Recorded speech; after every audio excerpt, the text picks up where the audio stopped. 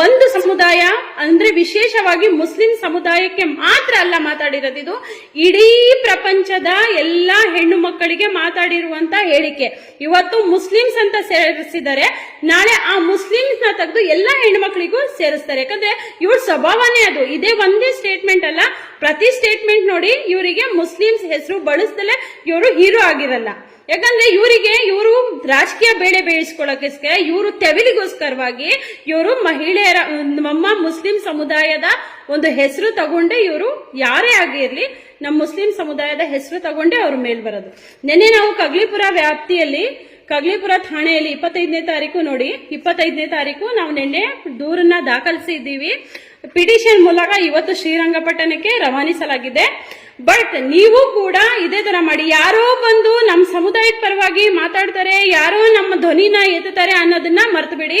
ಯಾಕಂದ್ರೆ ಯಾರು ನಮ್ಮ ಸಮುದಾಯದ ಪರವಾಗಿ ಮಾತಾಡೋದಿಲ್ಲ, ನಮ್ಮ ಸಮುದಾಯದ ಪರವಾಗಿ ನಾವೇ ಮಾತಾಡಬೇಕು.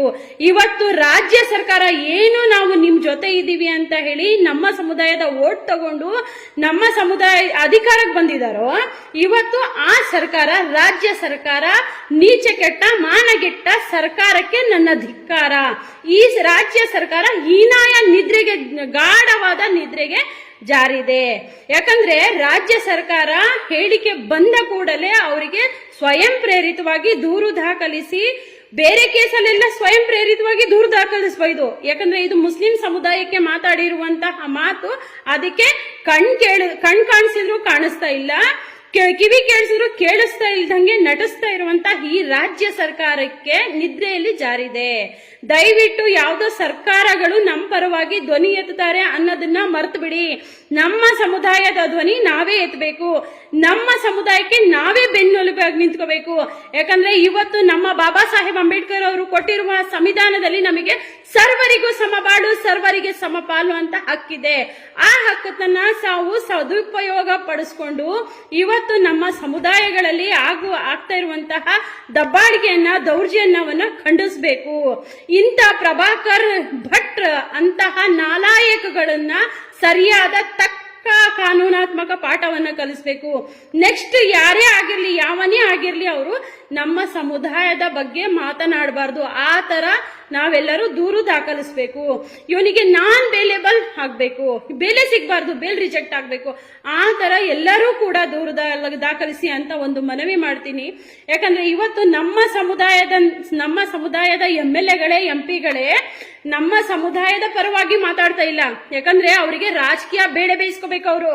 ಅವರ ಸಂಸಾರನ ನಡೆಸೋಕೋಸ್ಕರವಾಗಿ ಅವರು ತನ್ನ ರಾಜಕೀಯ ಬೇಳೆ ಬೇಯಿಸ್ಕೊಳ್ಳೋಕೋಸ್ಕರವಾಗಿ ಇವತ್ತು ಕಣ್ಣಿದ್ದು ಕುರುಡನಾದೆ, ಕಿವಿಯಿದ್ದು ಕಿವುಡನಾದೆ ಅಂತ ನಟಿಸ್ತಾ ಇದ್ದಾರೆ. ಇಂಥ ನಟಿಸನೆ ಮಾಡೋರಿಗೆ ತಕ್ಕ ಪಾಠವನ್ನ ಕಲಿಸ್ಬೇಕು. ನಮ್ಮ ಸಮುದಾಯದ 13 MP ಗಳಿದ್ದಾರೆ. ಆ MP ಗಳು ಇವತ್ತು ಮೌನ ವಹಿಸಿದ್ದಾರೆ. ಯಾಕಂದ್ರೆ ಅವರಿಗೆ ಅಧಿಕಾರದ ದಾಹ. ಆ ಅಧಿಕಾರ ದಾಹಕ್ಕಾಗಿ ಇವತ್ತು ನಮ್ಮ ಸಮುದಾಯವನ್ನು ಕಣ್ಣು ಒರೆಸುವಂತಹ ಕೆಲಸ ಮಾಡ್ತಾ ಇದ್ದಾರೆ. ಹಿಜಾಬ್ ವಿಷಯ ಮಾತಾಡ್ತಾರೆ, ಅವ್ರಿಗೆ ಯಾವಾಗ ಬೇಕೋ ಅವಾಗ ಟಿಪ್ಪು ಸುಲ್ತಾನ್ ಎತ್ಕೊಳ್ತಾರೆ. ಯಾಕಂದ್ರೆ ಅವ್ರಿಗೆ ರಾಜಕೀಯ ಬೇಳೆ ಬೇಯಿಸದೆ ಮುಸ್ಲಿಂ ಸಮುದಾಯದ ಹೆಸರು ಹೇಳಿದ್ರೆ ಮಾತ್ರ ಅವರಿಗೆ ರಾಜಕೀಯ ಬೇಳೆ ಬೇಯಿಸ್ಕೊಳ್ತಾರೆ. ಅದೇ ತರ ಈ ಕ್ರಿಮಿ ಕಲ್ಲಡ್ಕ ಪ್ರಭಾಕರ್ ಕೂಡ ಮಾಡಿರುವುದು ನಮ್ಮ ಸಮುದಾಯಗಳಿಗೆ, ಯುವ ಸಮುದಾಯಗಳಿಗೆ ದಾರಿ ತಪ್ಪಿಸುವಂತಹ ಕೆಲಸ ಮಾಡ್ತಾ ಇದ್ದಾರೆ. ಈ ನಮ್ಮ ಯುವ ಸಮುದಾಯವು ದಾರಿ ತಪ್ಪುವುದನ್ನು ನಿಲ್ಲಿಸಬೇಕಾದ್ರೆ ನಾವು ಒಂದು ಅಭಿಯಾನ ಶುರು ಮಾಡಬೇಕು. ನಾವು ಎಲ್ಲರಿಗೂ ಮೋಟಿವೇಶನ್ ಮಾಡಬೇಕು. ಇಂಥ ಕ್ರಿಮಿಗಳಿಂದ ನಮ್ಮ ಯುವ ಪೀಳಿಗೆಯನ್ನು ರಕ್ಷಿಸಬೇಕು.